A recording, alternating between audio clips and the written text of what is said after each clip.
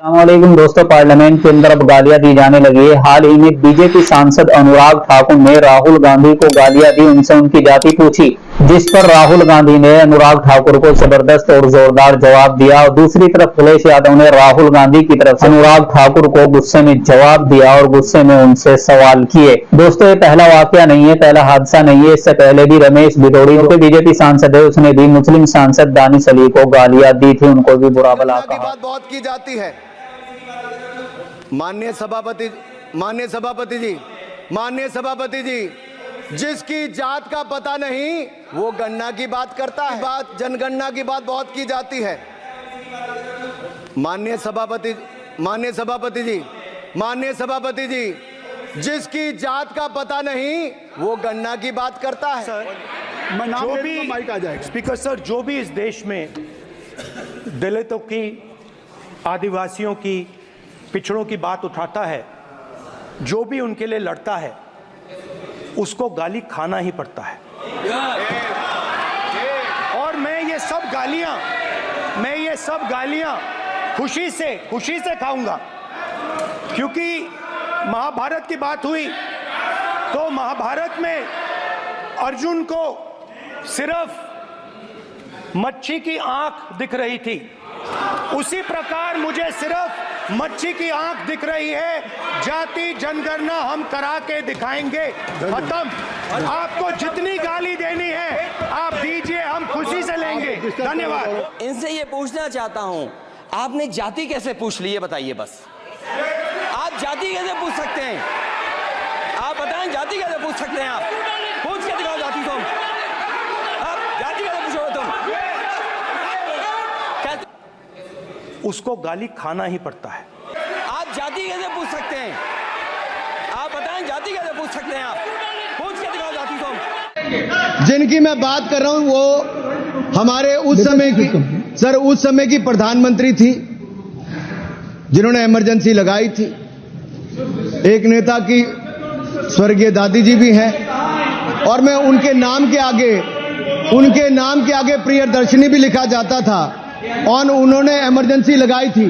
लेकिन माननीय सभापति जी, मैं कहना चाहता हूं, दुशासन और दुर्योधन दोनों बहुत ही दुष्ट और बदमाश हो सकते थे, लेकिन उन्होंने भी कभी इमरजेंसी नहीं लगाई थी।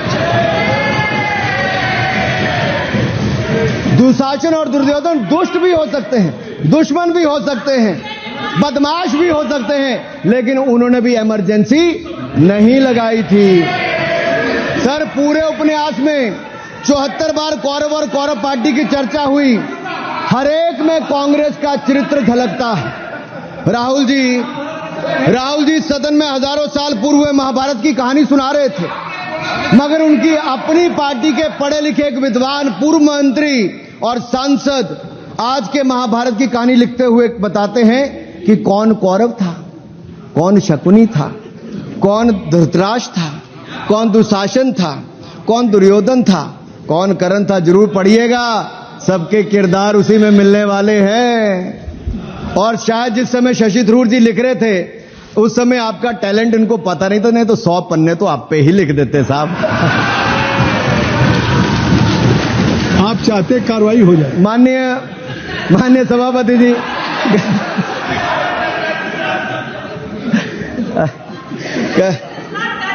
कल जब राहुल गांधी जी चक्रव्यूह पर बहुत ज्ञान दे रहे थे, तो पीछे दो लोग, कुमारी शैलजा जी और दीपेंद्र जी, बैठकर मुस्कुरा रहे थे। अब शायद राहुल जी वो पीछे हंस तो रहे थे, लेकिन आप एक बात जरूर कर लीजिए,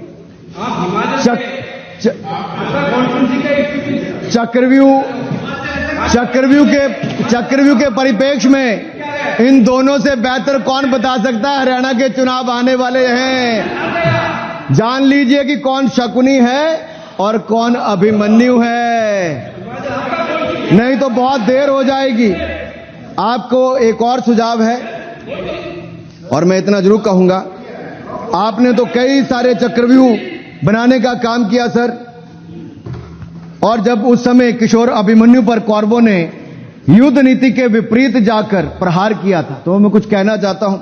इतने में पुत्र दुशासन ने पीछे सा था वार किया, निष्प्राण हुए एक गदा से सिर पर था प्रहार किया। मां धरती की गोद में वह आंख मूंद कर सो गया, अंबर का तेजस्वी तारा धूमकेतु सा खो गया।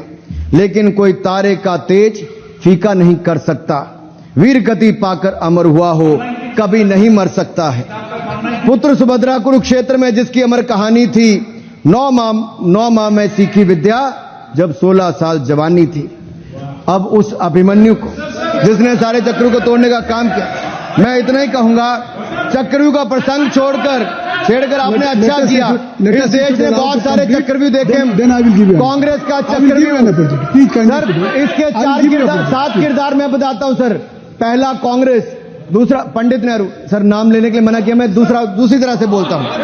पहला कांग्रेस, दूसरे पहले प्रधानमंत्री एनजी, फिर तीसरा किरदार आईजी पूर्व प्रधानमंत्री, चौथा RG1 उस समय के प्रधानमंत्री, 5वां SG, 6वां RG2 और 7वां आप सब जानते ही हैं।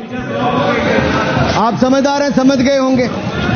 सर पहले चक्रव्यूह ने देश को विभाजन कराया, पहले चक्रव्यूह ने देश का विभाजन करवाया, और दूसरे जो एनजी उन्होंने देश को कश्मीर की समस्या दी और चीनियों को भारत की भूमि सौगात में दी, चीनियों को भारत भूमि सौगात में दी।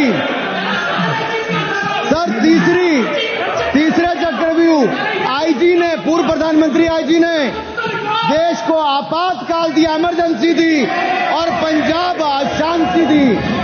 में अशांति दी।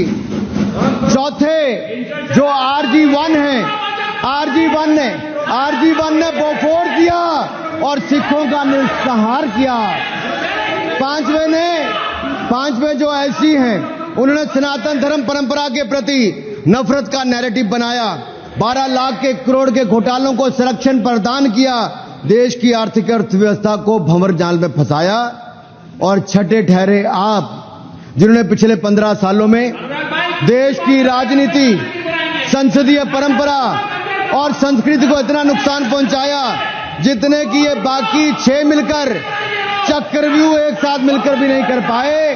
और रही 7वीं, उनका मैं नाम नहीं लूंगा, मैं इतना ही कहूंगा सभापति जी, 7 चक्रव्यूह ने मिलकर देश को गरीबी, भूखमरी, आतंकवाद, कट्टरवाद जैसे अनगिनत दुष्चक्रों में फंसा दिया था।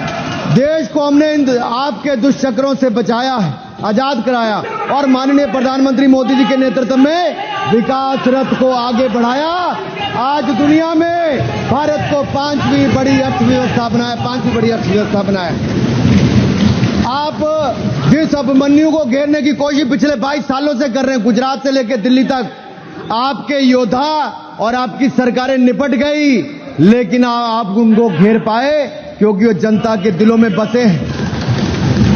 आज यहां 293 अभिमन्यु बैठे हैं, भले ही आपके पास करण जैसे धुरंधर हो, शकुनी जैसे कुटिल रणनीतिकार हो, धर्म हमारे साथ है, धर्म हमारे साथ है।